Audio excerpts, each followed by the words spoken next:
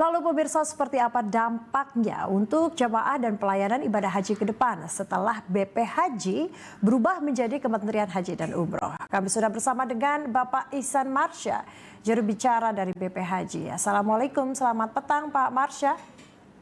Waalaikumsalam, selamat petang Mbak Cica, apa Ya, kabar? baik, Alhamdulillah. Terima kasih Pak Marsya atas waktunya.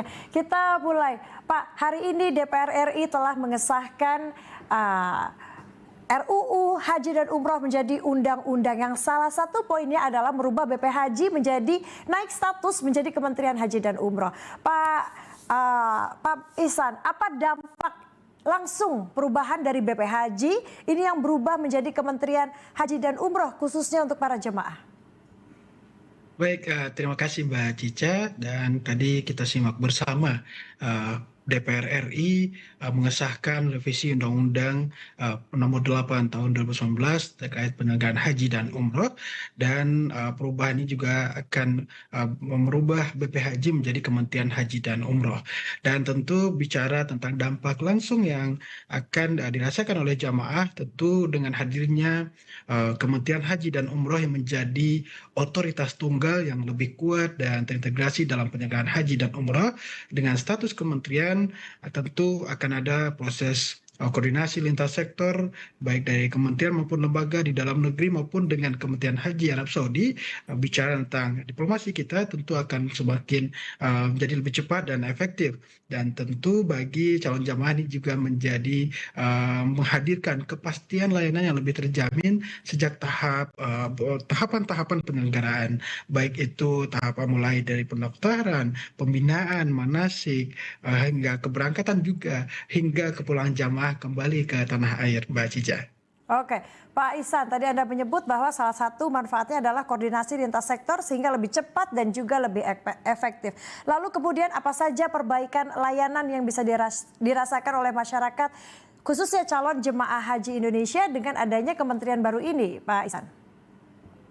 Baik, berkaitan dengan perbaikan layanan, tentu kita berangkat dari spirit hadirnya Badan Penyelenggara Haji. Spirit revisi undang-undang ini adalah tentu bagaimana Presiden Republik Indonesia Prabowo Subianto yang menghadirkan ikhtiar-ikhtiar untuk perbaikan penyelenggaraan, tentu berangkat dari bagaimana menghadirkan penyelenggaraan haji yang efisien, aman dan nyaman, yang tentu ini berangkat dari spirit yang terus disampaikan oleh Pak Presiden berkaitan dengan penyelenggaraan haji Indonesia agar kedepannya jauh lebih baik, jauh dengan tata kelola yang lebih baik untuk memberikan rasa aman dan nyaman bagi para jamaah dalam beribadah di Tanah Suci.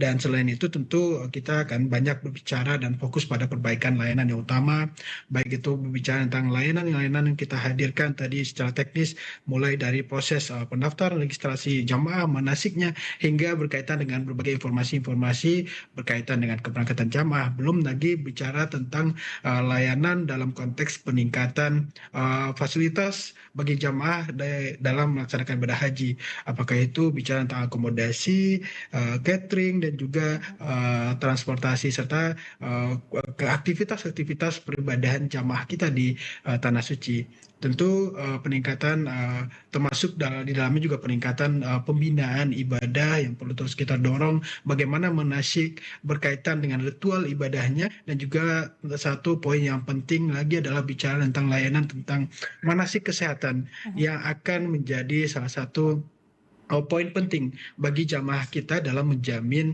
istiqomah kesehatan, dalam menjamin keselamatan jamaah kita dalam beribadah tentunya. Dan ini menjadi perbaikan-perbaikan layanan yang terus insya Allah akan kita perkuat dalam konteks perubahan revisi undang-undang ini, dan juga dalam konteks perbaikan tata kelola ke depan, Mbak Cica. Baik, Pak Ihsan, kalau bagaimana memastikan nih Kementerian Haji dan Umroh ini bisa memastikan transparansi dan efisiensi dalam pengelolaan kuota haji reguler dan haji khusus? Baik, kalau dalam revisi undang-undang ini kita juga melihat bagaimana pengaturan yang dihadirkan secara terbuka, berbasis tentu dalam konteks teknologi dan juga sistem informasi melalui sistem digital yang transparan dan bisa diawasi langsung oleh publik. Belum lagi bicara tentang penetapan kuota reguler maupun khusus dilakukan secara terbuka, misalnya bicara tentang persentase dari kuota haji reguler 92% dan 8% diantaranya adalah kuota haji khusus. Dan begitupun dengan mekanisme kuota tambahan yang akan dibahas bersama dan ditetapkan melalui mekanisme koordinasi bersama ditetapkan di DPR. Dan artinya ini menjadi salah satu penguatan dalam memastikan transparansi dan efisiensi dalam pengelolaan kuota haji reguler maupun haji khusus. Dan tentu di sini juga ada fungsi-fungsi bagaimana masyarakat bisa memantau langsung mengawasi langsung jalannya ataupun pemanfaatan kuota ini secara optimal bagi jamaah haji kita, baik itu kuota reguler maupun kuota khusus. Karena saat ini yang sedang dikeluhkan oleh masyarakat terutama calon jemaah haji ini kan antrian panjang bahkan hingga belasan tahun. Sementara tambahan kuota haji saat ini sedang bergulir kasus di KPK bahwa tambahan kuota haji ini diselewengkan begitu, yang harusnya diperuntukkan untuk haji reguler namun ternyata digunakan untuk haji khusus. Nah, ini bagaimana nanti Kementerian Haji dan Umroh memastikan ini, Pak Ihsan?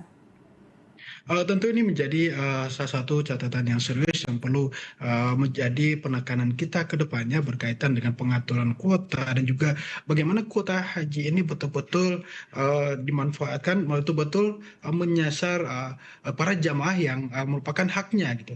Baik-baik seperti halnya bicara tentang kuota haji khusus yang semestinya yang penetapannya 8% dan juga penetapan haji reguler 92%. Itu tentu akan terus kita kawal bagaimana jamaah dapat menerima haknya, yakni porsi untuk keberangkatan melalui kota-kota yang sudah ditetapkan oleh pemerintah Arab Saudi. Dan kita ada berbagai instrumen pengawasan, bahkan di saat ini di BP Haji sendiri dan bahkan di revisi undang-undang juga ada membahas poin-poin tentang pengawasan dalam konteks penjaminan bagaimana kuota bagi jamaah dapat dimaksimalkan sesuai sebagaimana haknya jamaah. Jadi harapan besar tentu tidak ada lagi cerita jamaah yang pembagian jamaah sesuai dengan porsinya masing-masing. Maksudnya tadi bicara persentase haji reguler dan juga persentase haji khusus, Mbak Cica. Baik, pertanyaan terakhir Pak Ihsan, kapan ini masyarakat Indonesia khususnya calon jemaah haji ini mulai bisa merasakan perubahan sistem dan layanan dari Kementerian Haji dan Umroh? Tentu untuk perubahan insya Allah akan terasa bertahap tentu, dan jika bicara tentang penyelenggaraan haji saat ini tentu sudah mulai ada proses transisi sudah mulai berlangsung. Bahkan penyelenggaraan haji 2026 kita sudah dalam konteks persiapan untuk menyongsong penyelenggaraan haji. Kita sudah mematangkan sejumlah poin-poin termasuk regulasi teknis berkaitan dengan penyelenggaraan haji ke depan. Tentu juga masyarakat bisa melihat sendiri dan juga merasakan tahapan-tahapan tersebut sembari kita mengawal bagaimana jalannya proses penyelenggaraan haji 2026 mendatang, dengan harapan besar perbaikan di berbagai sektor dan juga bagaimana kembali memberikan kenyamanan, efisien, aman dan nyaman bagi jamaah, dan tentu payung kepada menghadirkan penyelenggaraan haji yang berkualitas bagi para jamaah kita di Tanah Suci, Mbak Cica. Baik, kita tunggu nanti ya hasil kinerja dari Kementerian Haji dan Umroh untuk menjamin keadilan dan juga kemudahan bagi jamaah haji. Terima kasih Pak Ihsan Marsya, juru bicara BP Haji atas waktunya untuk dialog di Laporan 8 Petang.